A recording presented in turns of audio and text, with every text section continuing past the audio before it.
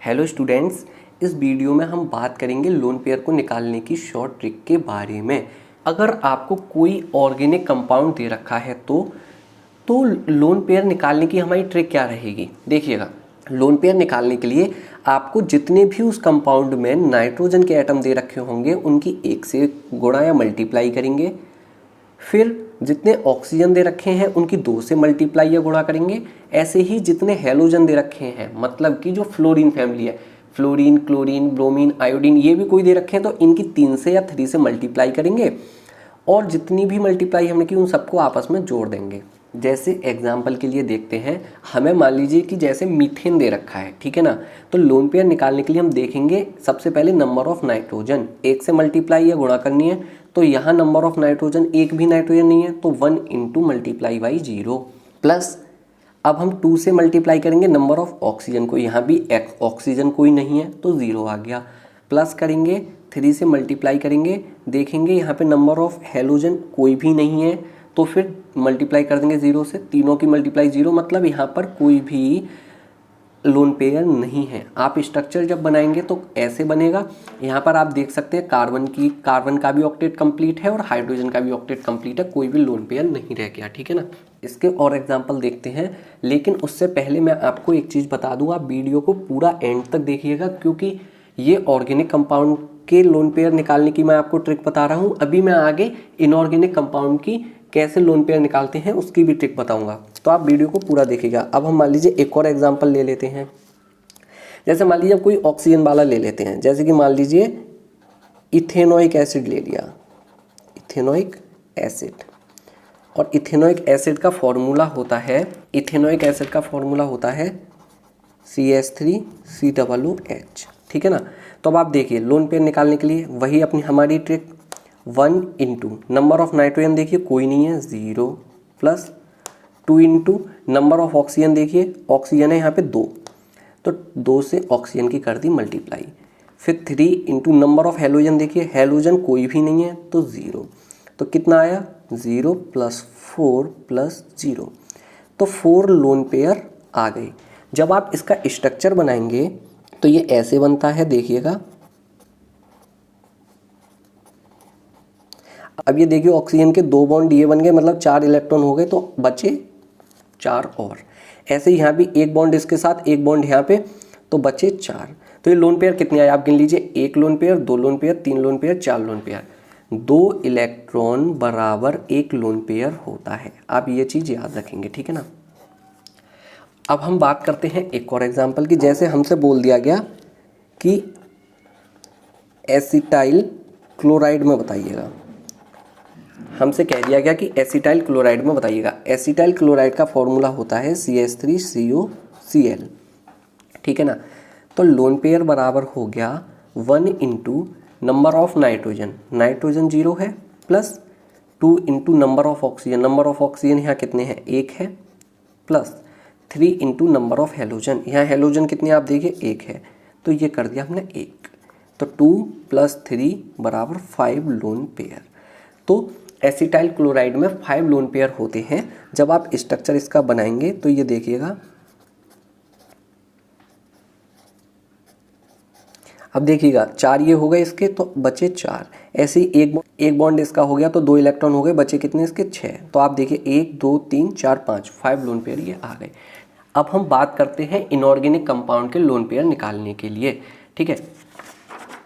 Inorganic compound के lone pair निकालने की हमारे पास ये ट्रिक है कि आपको सबसे पहले जो भी आपको कंपाउंड दे रखा है उसका सेंट्रल एटम पहचानना है। फिर सेंट्रल एटम में बैलेंस सेल में कितने इलेक्ट्रॉन होते हैं वो आपको लिखना है।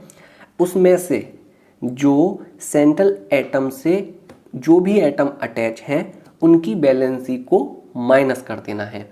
वैलेंसी क्या होती है, कितने और इलेक्ट्रॉन वो ले सकता है जिससे कि उसका ऑक्टेट पूरा हो जाए। और बैलेंस सेल इलेक्ट्रॉन क्या होते हैं, जो उसकी आखिरी सेल होती है उसमें कितने इलेक्ट्रॉन होते हैं उसको बोलते हैं बैलेंस सेल इलेक्ट्रॉन। अब मैं आपको एग्जांपल बताता हूं, जैसे मान लो आपको एग्जांपल दे दिया, जैसे मान लीजिए आपको एग्जांपल दे दिया XeF2 में आपसे पूछ लिया, जैसे आपको एग्जांपल दे दिया XeO2F2 आपको दे दिया, ठीक है ना। तो इनमें देखिए कैसे निकालते हैं। अब हमने देखा यहाँ पर सेंट्रल एटम ये है, ठीक है। तो सेंट्रल एटम के बैलेंस सेल में कितने इलेक्ट्रॉन होते हैं, जिनोन के 8 इलेक्ट्रॉन होते हैं। अब 8 कैसे, ये देखिए 18th ग्रुप होता है, ठीक है ना। तो 18th ग्रुप में आते हैं जैसे नियोन आता है, ठीक है ना। तो इसकी जब हम इलेक्ट्रॉनिक कॉन्फ़िगरेशन लिखते हैं तो नियोन का एटॉमिक नंबर होता है, इसका जो एटॉमिक नंबर होता है वो होता है 10, ठीक है ना। जब इसकी इलेक्ट्रॉनिक कॉन्फ़िगरेशन लिखेंगे तो 1s2 2s2 2p6, ठीक है ना।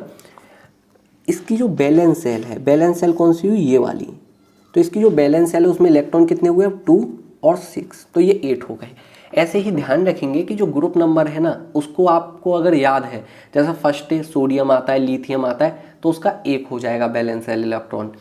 सेकेंड डे ग्रुप आता है उसमें 2 हो जाएंगे बैलेंस सेल इलेक्ट्रॉन। ऐसे ही 13th ग्रुप मतलब कि 3 ये जो ग्रुप होता है बोरोन फैमिली वाला, उसमें 3 हो जाएंगे बैलेंस सेल इलेक्ट्रॉन।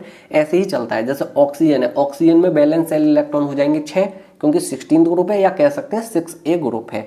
तो जब 6A ग्रुप है तो उसमें 6 इलेक्ट्रॉन बैलेंस सेल में होंगे, ठीक है ना। तो ये इसके जिनोन के मतलब कि नोबल गैसेस के 8 इलेक्ट्रॉन होते हैं बैलेंस सेल में, हीलियम को छोड़ के। हीलियम में सिर्फ 2 होते हैं, ठीक है ना। तो 8 इलेक्ट्रॉन हो गए। अब हमने बताया माइनस करना है। यहाँ पे नंबर ऑफ फ्लोरीन कितनी है, 2, और फ्लोरीन की बैलेंसी कितनी है। देखो बैलेंस सेल में तो फ्लोरीन के होंगे 7 इलेक्ट्रॉन, क्योंकि हेलोजन की फ्लोरीन जो होती है इसका एटॉमिक नंबर होता है 9, तो 1s2 2s2 2p5। तो जब हम बैलेंस सेल में इलेक्ट्रॉन देखेंगे, ये बैलेंस सेल है हमारी, तो 2 और 5 7, तो 7 हो गए इलेक्ट्रॉन इसकी बैलेंस सेल में। लेकिन इसको ऑक्टेट कंप्लीट करने के लिए 1 इलेक्ट्रॉन की और ज़रूरत है, तो इसका 2p वाला भी कंप्लीट हो जाएगा। मतलब p में आपको पता है ये ऐसे रहता है, तो अभी इसके इतने इलेक्ट्रॉन हैं, ठीक है ना। जब इसको 1 इलेक्ट्रॉन और मिल जाएगा तो इसका ऑक्टेट कंप्लीट, तो इसकी बैलेंसी हो गई 1, ठीक है ना। तो इसकी बैलेंसी हो गई 1 इलेक्ट्रॉन। तो 8 इलेक्ट्रॉन माइनस 2 इलेक्ट्रॉन बराबर 6 इलेक्ट्रॉन, और 2 इलेक्ट्रॉन का एक लोन पेयर होता है, तो 6 इलेक्ट्रॉन के 3 लोन पेयर आएंगे। तो हम ऐसे लोन पेयर को आसानी से निकाल सकते हैं। अब जैसे हम इसका निकालते हैं तो यहाँ भी सेंट्रल एटम जिनोन है। जिनोन के बैलेंस सेल में इलेक्ट्रॉन देखे सबसे पहले, ये हो गए 8। अब हमने 2 से मल्टीप्लाई करी अटैच एटम की, तो यहाँ पे अटैच है ऑक्सीजन और फ्लोरीन। तो ऑक्सीजन के बैलेंसी ऑक्सीजन की कितनी होती है, 2 होती है, माइनस 2 लिख लिया फ्लोरीन का, फ्लोरीन की बैलेंसी होती है 1। तो 8 electron minus 4 electron minus 2 electron, तो ये आया 8 में से 6 गया 2 इलेक्ट्रॉन, मतलब कि 1 लोन पेयर, ठीक है ना। जैसे हम चार्ज वाला एग्जांपल देख लेते हैं। जैसे मान लो हमारे पास चार्ज वाला एग्जांपल दे दिया ClO2 माइनस, ठीक है ना। तो इसको हम कैसे निकालेंगे, देखो अब हमारा जो सेंट्रल एटम है सबसे पहले देखेंगे ये क्लोरीन है। इसके बैलेंस सेल में इलेक्ट्रॉन होते हैं 7। ध्यान रखेंगे जो हेलोजन है उनके बैलेंस सेल में तो 7 इलेक्ट्रॉन होते हैं, लेकिन बैलेंसी 1 होती है, ठीक है ना। अब 2 से मल्टीप्लाई करेंगे, ऑक्सीजन 2 है, ऑक्सीजन की बैलेंसी होती है 2।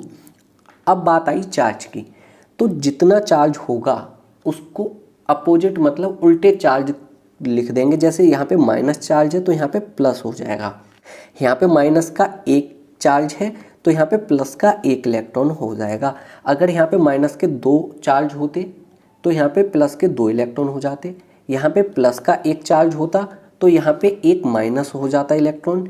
तो ऐसे ही 7 electron minus 4 electron plus 1 electron, 3 बचाइए और 1 4 इलेक्ट्रॉन आ गए, मतलब कि 2 लोन पेयर आ गए। तो ऐसे ही आप लोन पेयर के क्वेश्चन को कर सकते हैं ईजिली तरीके से। अगर आपको वीडियो पसंद आई है तो आप चैनल को सब्सक्राइब कीजिए, जिससे कि अगली आने वाली वीडियोज़ के आपको नोटिफिकेशन मिल सकें। Thanks for watching, take care and bye bye.